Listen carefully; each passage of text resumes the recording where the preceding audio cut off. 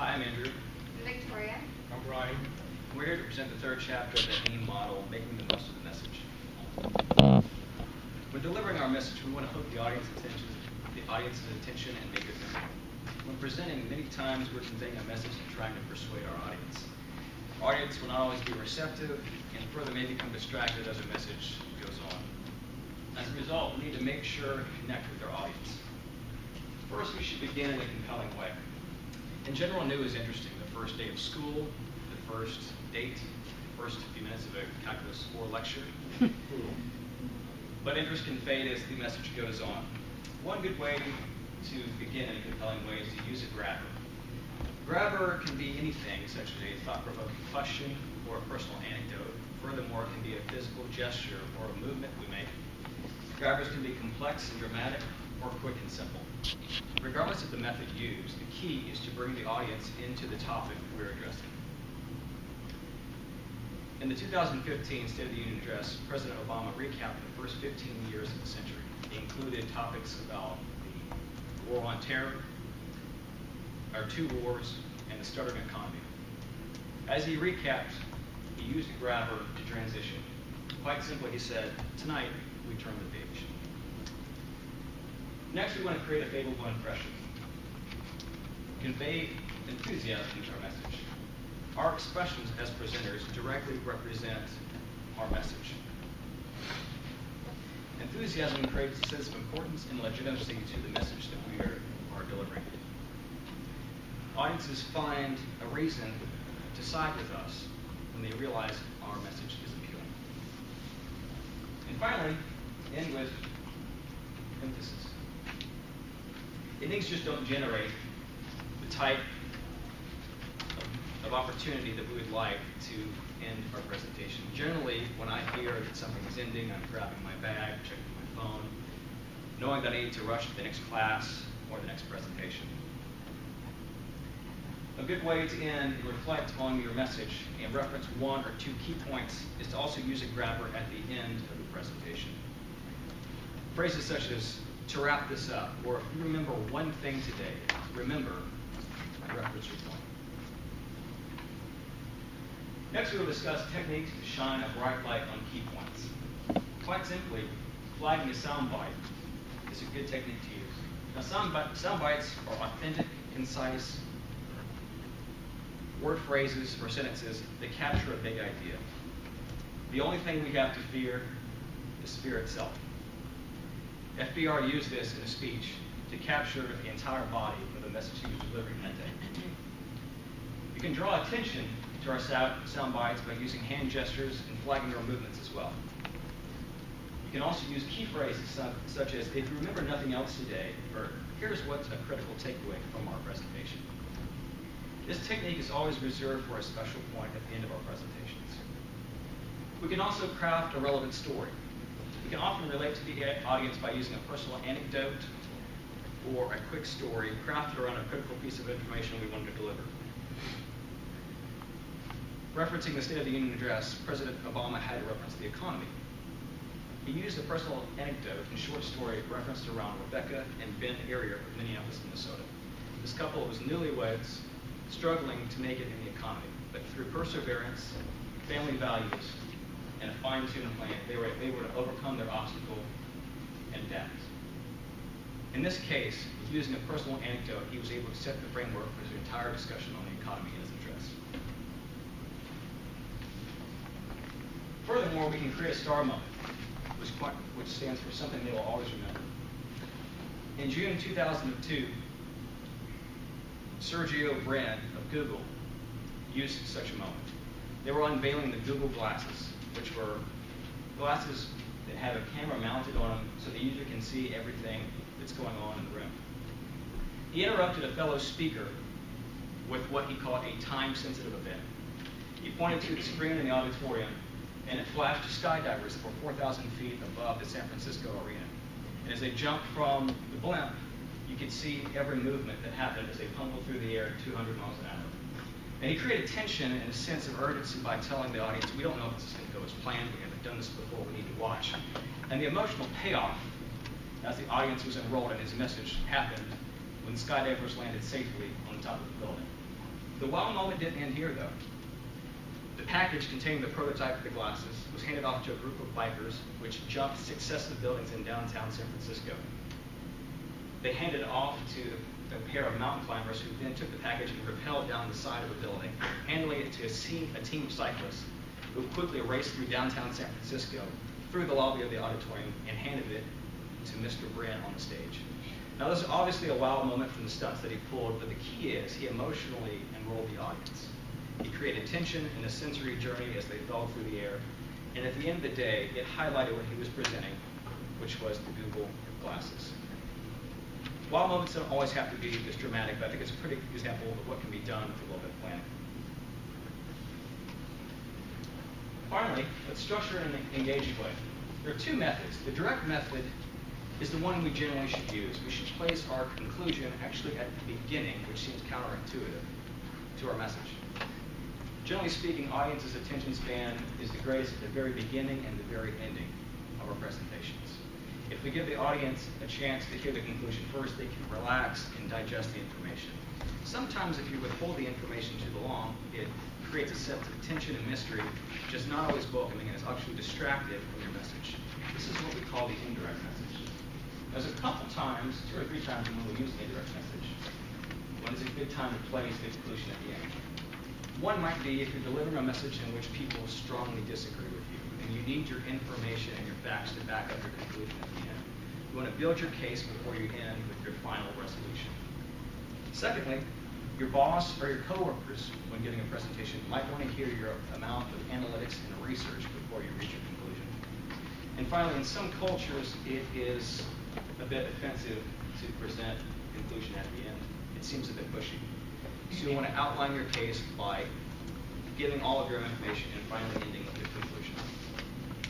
Next, I'm going to pass it off to Victoria, who's going to expand on the structure. Okay, so like Andrew was saying, it's very important how you structure your presentation. You want to group your information in chunks. So if you guys look at the box on the top, and I were to ask you guys which line of letters are easier to remember, I'm assuming that most of you would probably say the second line. That's because our brains can only process so much information at once. So it's really important that you separate your information into specific and limited topics. And then when selecting your structural pattern, you want to think about whether you're going to group your information by topic. Is it going to be a chronological presentation? Are you giving a presentation on the how-to process? Or are you contrasting ideas such as pros and cons, beginning and end? And then you also want to explain the flow of your presentation to your audience. You want to note if there's any theme, and then in the very beginning, give your audience a preview by going through an outline of your presentation. And then another important note is to let people know when you're going to switch to the new section in your presentation. And by doing all of this, you'll be able to retain your audience's attention throughout the duration of the presentation as shown by the graph. Then moving on to taking steps to improve recall. The idea of giving a presentation is getting your audience to retain the important information. The problem is usually that there's plenty of information and not enough time. So a couple of things you can do to help improve retention are discussing the meaning before the details. You want to give your audience the main takeaway or the big picture before going into detail. Another important thing is having clear message titles. So for example, let's say I wanted to talk to you guys about exam scores, but more specifically the fact that the average exam score improved the most for the 4th exam. I'm going to use the title on the second chart as opposed to the first one to get my message across clearly. PSE is the picture superiority effect. Basically means that information is more easily retained when it's associated with pictures. So when you're giving a presentation, you don't just want to tell your audience what you would like them to remember, you want to show them. Having visual and sound makes for improved retention. And charts and graphs can also help show visual hierarchy. Again, it's important to reinforce what you want your audience to know. You can do this not only through pictures, but repetition and examples. Another good way to memorize things is through mnemonics. A couple examples from the book are AIM for audience intent and message, STAR for something to always remember, RESIST for relevant, emotional, surprise, include, senses, and was discussed in the book as a way to help your audience resist distractions while giving a presentation. And then finally, you want to give your audience breaks from new information. You want to give them time to reflect on what you said. If you're giving a lengthy presentation, that might be a couple hours, maybe you want to schedule 2 or 3 breaks in between so your audience can leave and discuss and retain that information. You can also designate time at the end of each topic for question and answer sessions. The most basic thing you can do is pause and give your audience time to write down what they need to know or reflect on what they need to know. I'm going to do that for a moment and pass it off to Brian, who's going to talk to you guys about selecting a medium. Right, thanks. So we talk about considering the medium, and something that you want to do is that you want to compare the presentation to other methods. For example, you want to ask yourself these following questions. Should I arrange a private conversation? Should I set up a meeting? Are there any good high-tech alternatives? And is writing a better option? So if you were to conduct a private conversation, it would work best if it was with a smaller group. If we could have one-on-one encounters with everyone. If you were to set up a meeting, you could have small groups of 4 to 5 people, and you can expect to receive more interaction. And if your audience is in a different place and you guys can't get together and meet up in one certain location, you guys can use alternatives such as Google Plus, Hulu, Skype, or FaceTime to communicate with one another. And writing is a better option if compared to giving a presentation, because once you give a presentation and you say something, you can't take it back. Compared to you would write something out and you decide that you want to, take away a line or add something that you thought of. You can always go back and edit it.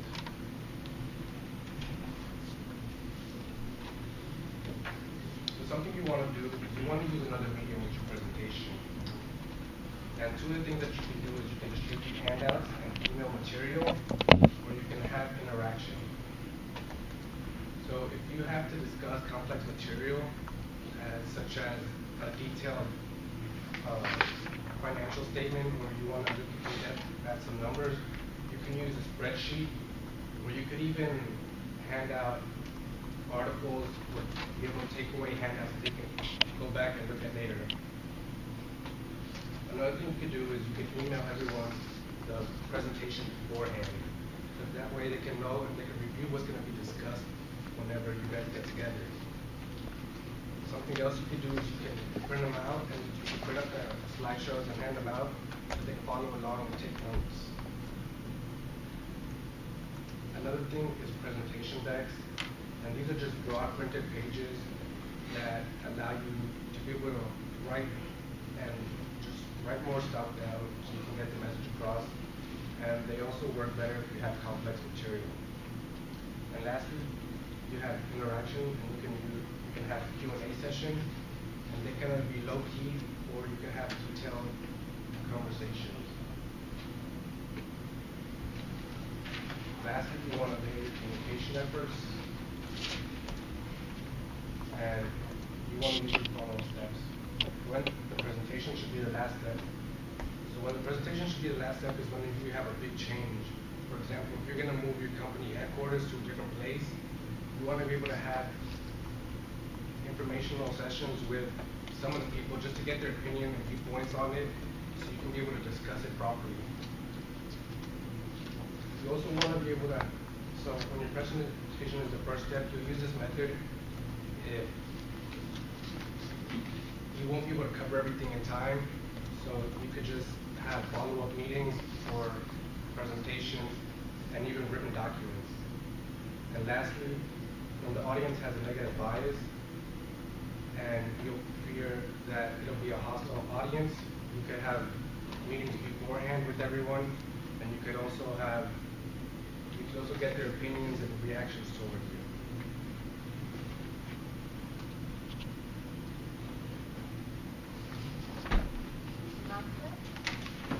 Any questions?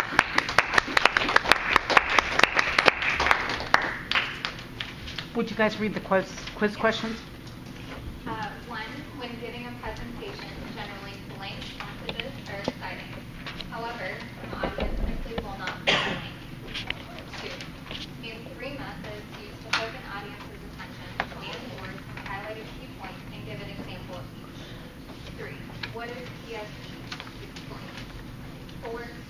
relevance, surprising, and attention are part of what you wanted.